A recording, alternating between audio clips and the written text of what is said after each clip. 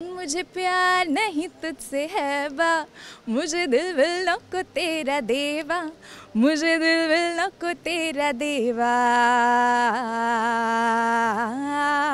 मग बघून आधीचं कॉम्प्लिमेंट काय मिळालं? हो फारच खुश, कारण की गाण्यामुळे तर एक्झॅक्टली हो गाण्यामुळे तर तो खुशच होता, पण डान्समुळे तो डबल खुश होता. हाय नमस्कार, मी अतिशा लाड, राजश्री मराठी शोबजमध्ये तुम्हा सगळ्यांचं स्वागत आहे. तर मंडळी, ज्या शोची आपण आतुरतेने वाट पाहत होतो, सूरनवा ध्यास नवाचं नवं पर्व आपल्या भेटीला आलं आहे. पण ह्या पर्वातनं सगळंच काही एकदम भारी आहे आणि अँकरही तितकीच भारी आहे. आपल्या सर्वांची लाडकी अभिनेत्री रसिका सुनील आपल्यासोबत सूरनवा ध्यास नवा या जर्नीला जोडली गेली आहे. खूप स्वागत तुझं राजश्री मराठीमध्ये पुन्हा एकदा. कशी आहे? Thank you so much. मस्त मस्त, फारच छान आहे. ग्रँड प्रीमियरचा परफॉर्मन्सबद्दल मी तुला सांगत होते. काय परफॉर्मन्स होता, म्हणजे रसिका एकदम कूल स्वॅगने घेऊन सगळं मस्त होता तो परफॉर्मन्स. काय सुरू होतं त्या परफॉर्मन्सच्या आधी? एक पोटात गोळा वगैरे? गोळा म्हणजे अगं मेजर, कारण की एकतर सूरनवा ध्यासनवासारख्या मंचावर मला गायला मिळतं आहे, तेही इतक्या दिवसांनी. आणि मी कारण ह्या सगळ्या लोकांसोबत, म्युझिशियन्स म्हणा, मिथिलेश दादा म्हणा, इवन अवधूत दादा म्हणा, I work with these people before. आणि अगदीच म्हणजे 9वी-10वीत असताना अगदीच बॅकिंग वोकल्ससाठी गेलेली एक लहानशी मुलगी असं त्यांनी पाहिलं आहे मला. आणि त्याच्यानंतर कट्टू इथे. सो मिथिलेश दादा एखादं गाणं माझ्यासाठी त्यांनी रिप्राईज व्हर्जन त्याचं करणं आणि मी ते गाणं आणि या मंचावर मला ते परफॉर्म करायला मिळणं, it was very surreal for the 9th standard वाली मी. त्यामुळे मला फार मजा आली आणि माझ्या घरच्यांना किंवा सगळ्या माझ्या मित्रमैत्रिणींना पण फार आवडतो आहे परफॉर्मन्स तो. आणि I am very critical about myself. मला माझं काम पटकन खूप लवकर असं आवडत नाही, पण मलाही परफॉर्मन्स आवडला आहे तो. I will actually admit to that. चांगली आहे की आपणच आपलं क्रिटिक असावं, म्हणजे दुसरं कोणी बोलायचं ते आपणच सुधारून मोकळे आहे ना. पण नाही आवडलं, पण नाही, this is something that I am really proud of. जेव्हा सूरनवा ध्यास नवाच्या होस्टसाठी विचारलं होतं, पहिले तर एकतर सूरनवाचा ऑडियन्स खूप मोठा आहे आणि सूरनवाचं नावच इतकं मोठं आहे. काय वाटलं होतं मनामध्ये की जमेल का आपल्याला? थोडंसं भीती वाटली होती? काय होतं फीलिंग? ऑनेस्टली जेव्हा मी ऑडिशन दिली तेव्हा I didn't know what I was auditioning for. There was this just one call from colours की एक ऑडिशन तुला द्यायची आहे अँकरिंगची. म्हटलं चला ओके, बघूया जे काही आहे ते. So I gave the audition and I came back. आणि मग मला कळलं की ओ अच्छा, हे सूरनवासाठी आहे. तर मला फारच म्हणजे आनंद झाला त्या गोष्टीचा, कारण की अर्थातच सूरनवा ध्यासनवा या कार्यक्रमाचा त्याचा एक दर्जा आहे, एक क्लास आहे, त्याचा एक ऑडियन्स आहे जो खरोखरच गाणं समजतो आणि गाण्यावर तेवढंच जास्त प्रेम करतो. सो मला असं झालं की एका या दिग्गज ऑडियन्ससमोर, एवढ्या कमाल जजेससमोर, अवधूत पण आणि महेश पण, दोघंही ते are phenomenal in their own ways. त्यामुळे मला असं झालं की या परिवाराचा भाग व्हायला मिळतं आहे. I was very very happy.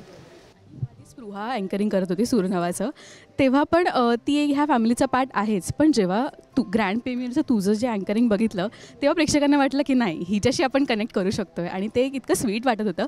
पण जेव्हा कम्पेअर केलं जातं, पण तरीही तू तुझी इमेज तयार करायला किंवा तुझा एक ठसका द्यायला रेडी आहेस, ते एक रेडी काय सांग? नाही, रेडी म्हणजे हे very honestly I have been in her shoes, की म्हणजे मी पण एक कॅरेक्टर केलं होतं, मग कोणीतरी मला रिप्लेस करून someone else was doing it. So I know how that feels. त्यामुळे मी आय डिड माय पार्ट. माझं आणि स्पृहाचं बोलणं झालं आहे छान या बाबतीत. तिच्याकडनं चांगल्या विशेष आल्या आहेत माझ्यासाठी. मी तिला भरभरून सांगितलं आहे, कारण माझी आणि स्पृहाची पहिली भेट ॲक्च्युली मला आठवते. आम्ही भेटलो होतो जेव्हा I was singing in backing vocals and she was suppose to अँकर दिस शो, जो कमलेश भडकमकरनी सगळा अरेंज केला होता. आणि पहिल्यांदा आम्ही भेटलो आहे आयुष्यात. आणि ती पोरगी तिने सगळ्यांना येऊन भेटली छान. आम्हाला पण बॅकिंग वोकल्सचा प्रत्येकाला येऊन तिने हात मिळवला.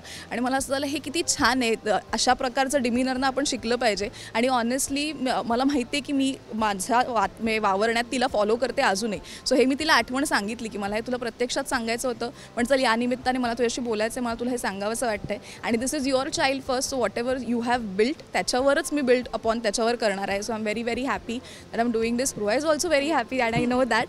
त्यामुळे येस, तर आवाज तरुणाईचं असं यंदाचं थीम आहे आणि समीरही जॉईन झाला ह्याच्यामध्ये.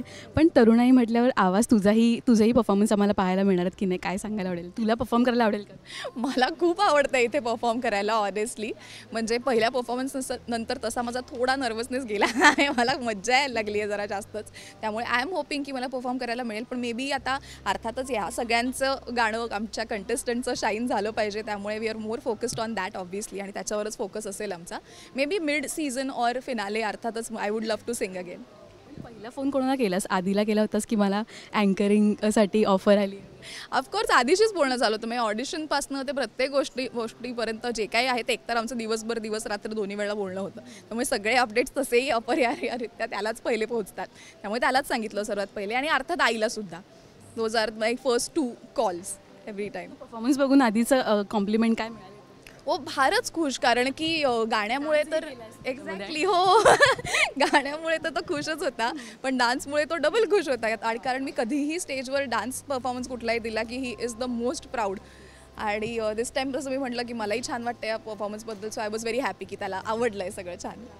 तू म्हणालीस की अवधूतासोबत आधी काम केलं आहे, पण तेव्हाची कोणती आठवण शेअर करायला आवडेल आणि कोणतं एक पहिलं असं गाणं होतं की जो गायले त्याच्यासमोर आणि आज 2 ओळी गायला आवडतं? ते आय डोंट थिंक मी तेव्हा कुठलं गाणं गाऊन दाखवलं त्याला, पण मला आठवतं आहे की मी अंतर्ध्वनी नावाचं एक शिबिर झालं होतं तेव्हा मी 9वीत होते आणि तेव्हा मी त्याला पहिल्यांदा भेटले होते. आणि चुकून मी टेलिकास्टच्या वेळेला DMCC म्हटले, पण ते प्रभादेवीमध्ये झालं होतं शिबिर. मला आईनी नंतर करेक्ट केलं टेलिकास्ट बघून. तर तिकडे त्या शिबिरात मी त्याला भेटले होते पहिल्यांदा. आणि मी त्याला ॲक्च्युली हे विचारलं होतं, माझी एक कविता होती, मुखवट्यांच्या दुनियेत एक चेहरा शोधते मी ही नावाची, आणि मला त्याला राज्यस्तरीय पुरस्कार पण मिळाला होता त्या कवितेसाठी.